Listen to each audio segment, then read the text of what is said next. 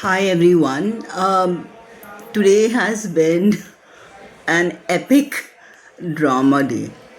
Okay, so let me backdate. Three puppies were born here as a result of no spaying and neutering. When one of these mother dogs got crossed, that was the time I was begging the NGOs to come and get them spayed and neutered. There is absolutely in this area of Mukai Nagar an NGO van, an animal van, or anything has never been seen. So, the question of animal rescue in this area is absolutely alien. It's like going to the moon. And so, what happened? One of these puppies, the black one, he was being fed kibble by me, but the very, very small kibble. But I think that was a mistake on my part, also, or all the other puppies are eating kibble, so nothing happened to them. So it can't be the kibble because the one that I'm giving has pumpkin, has vegetables. It is not the pedigree. It's a very good brand and an Ayurvedic brand, and they have put genuine products in that brand. There's nothing else in it. And I know how good it is.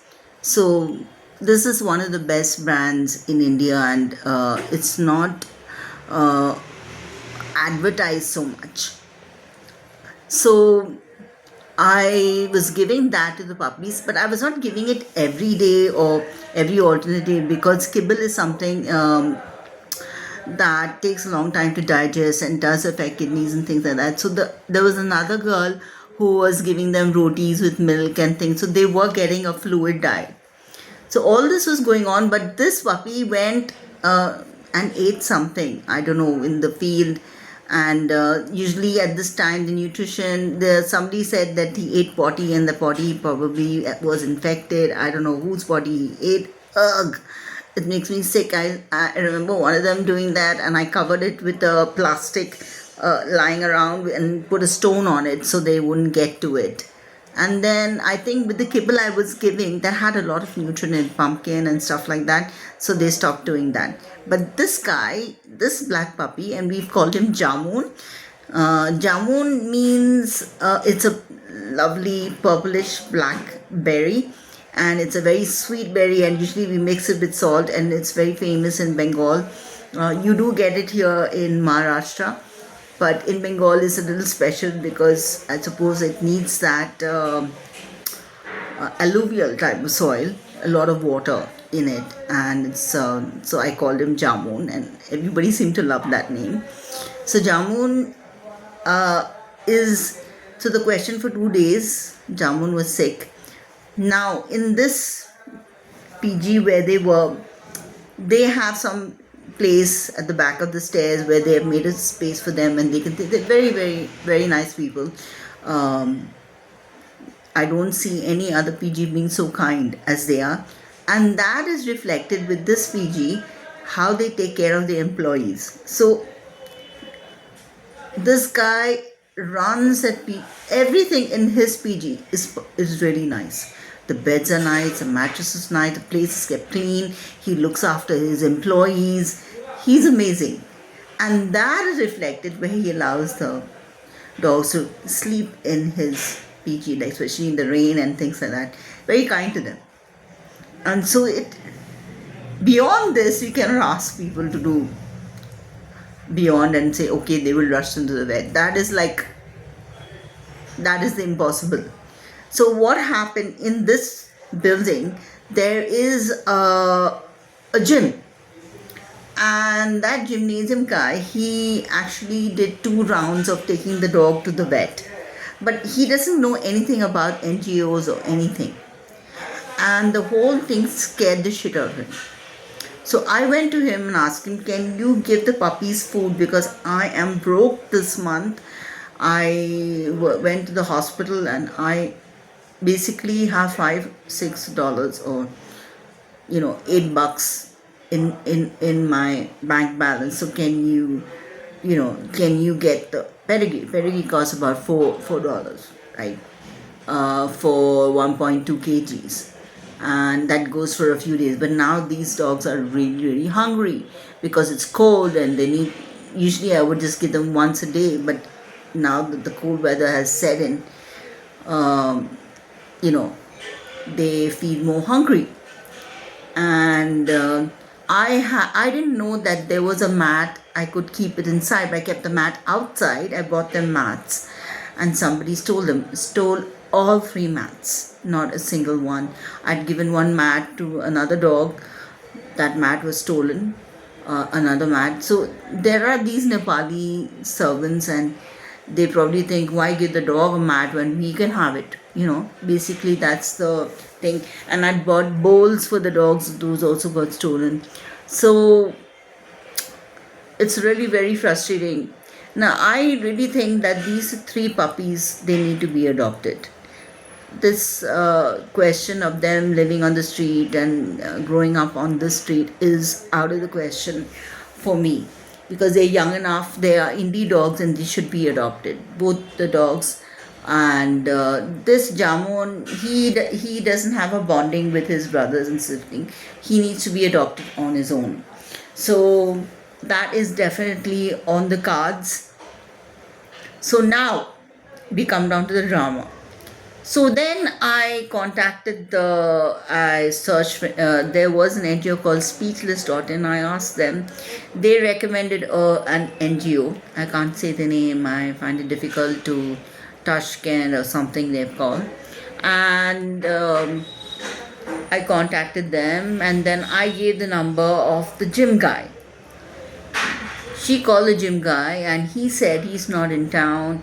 He'll have to ask somebody else to pay. He cannot pay. I mean, today we have online payment just in 2 seconds.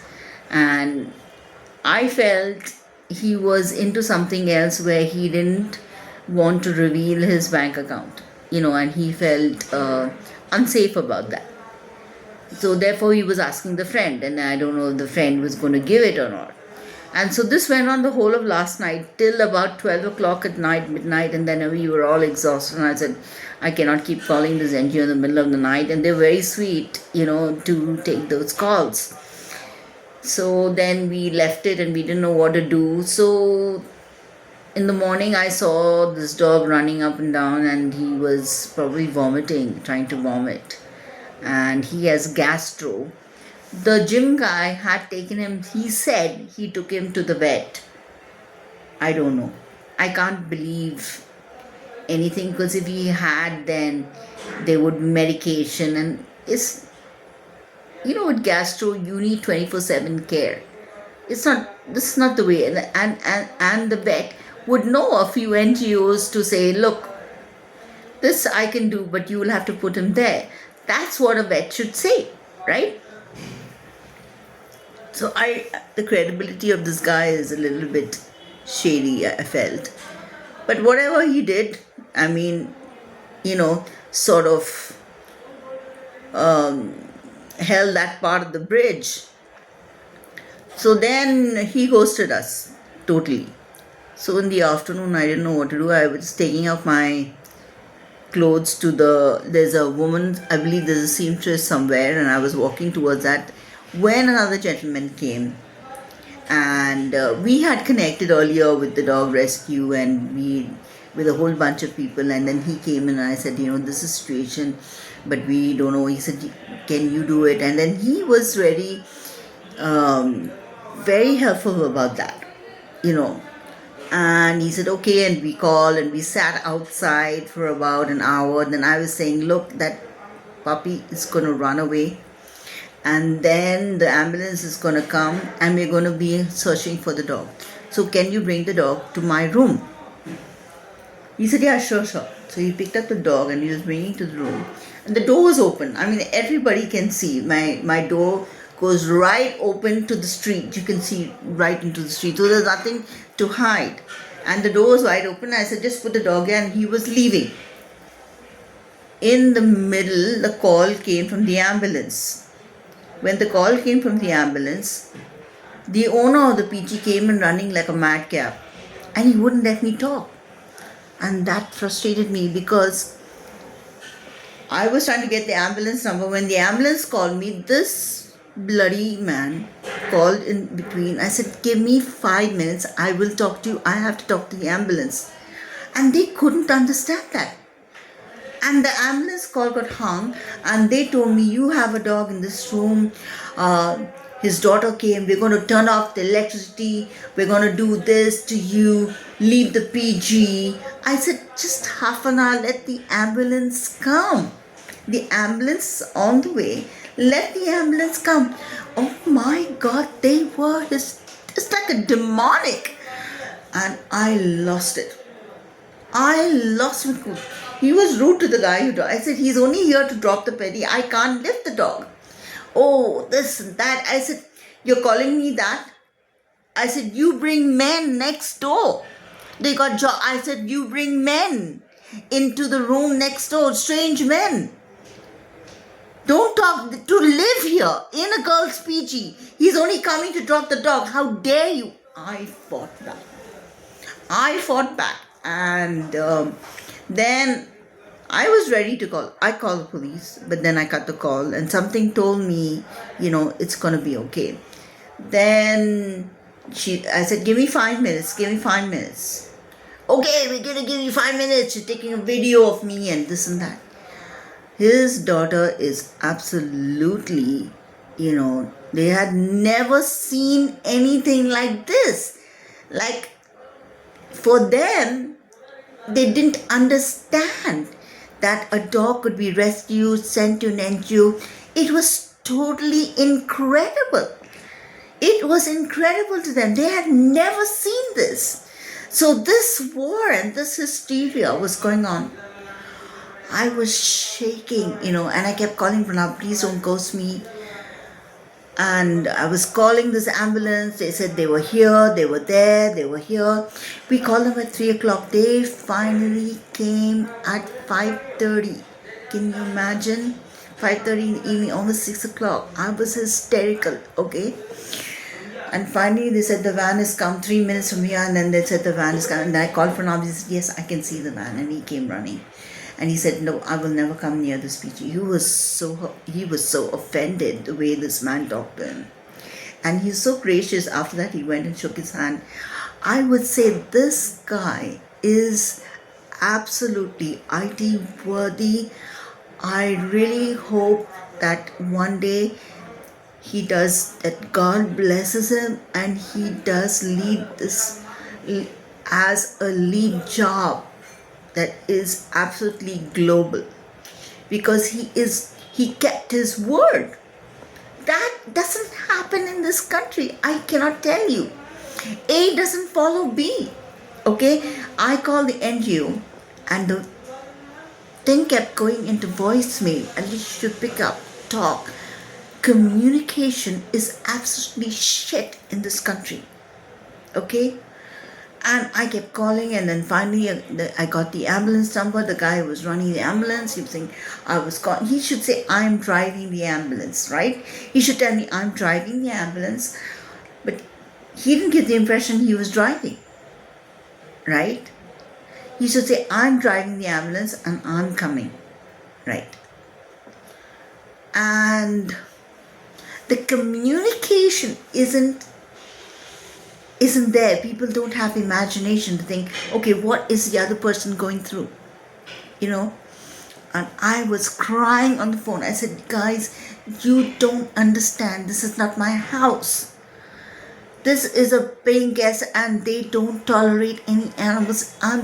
Please tell me you're coming. And finally, that girl went away, and then he did his puja, and then he calmed down and he came and told me, okay. I said, the animal is going, ambulance is coming. He said, okay, you can stay till the ambulance comes. And everything calmed down. And then I was getting more hysterical because the ambulance wasn't coming. And finally it did, and my God, it's like, can I see the pearly gates? Can I get there? it was really hit and run.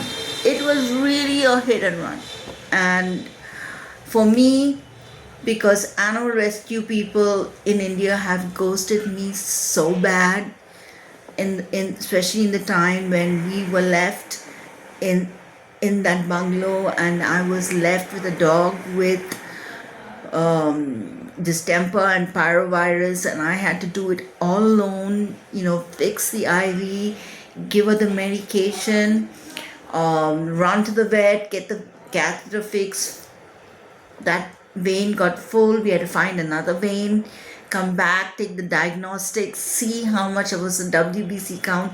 I've been through hell in Indian Animal Rescue. I cannot even tell you how hard it is. And to see this dog gone and get help, it is absolutely, to me, a miracle. And in the States, at least people say they will come, that the rescue will do it, that they will be there. That is something that doesn't happen in this country. It is so very hard. We don't have, and this thing was not free. That guy paid for it. He paid, I think, he's gonna pay, it is, for you guys it's $3 nothing, but it adds up. And so it is something like $100, including the van, the ambulance and everything, for 15 days. And that this person paid, and he did that, and it is absolutely amazing. It is really amazing. And I just want people to be aware, in this area, for the first time in the history of this PG, that an ambulance came and took a dog for rescue. It is a big thing. They've never seen it. And that guy said, this is the first time they're seeing it, and everybody knows, hey, we can call an NGO. And they will come and take the dog. We don't have to do it. We just have to pay for it. And once that was done, it is going to spread like wildfire. So what I want next is that every single one of these dogs in this area gets spayed and neutered. That is basically what I want to see happen. I want to see some adoptions, like there are like so many paying guests. If every paying guest adopted one dog, like this paying guest has adopted a dog, right? A couple of dogs are allowed to sleep there. Maybe they have leftover food, they give it. They don't have it, they don't give it, And I do agree that leaving animals on the street unattended and without food, without a constant, like in Delhi they have constant feeders. If there is somebody that is going to be a responsible feeder and responsible for the animal and is building a small mobile clinic for them, and they are safe and they are tracking, I agree with that. What we call animal treaties. But if that's not going to happen, then it is best to work with an NGO. It's best to get the dogs spayed, neutered, and within an NGO, and everybody paying for that, instead of sheltering them in one of the government shelters. So if, say in Mokai Nagar, everybody finds 4 or 5 NGOs and work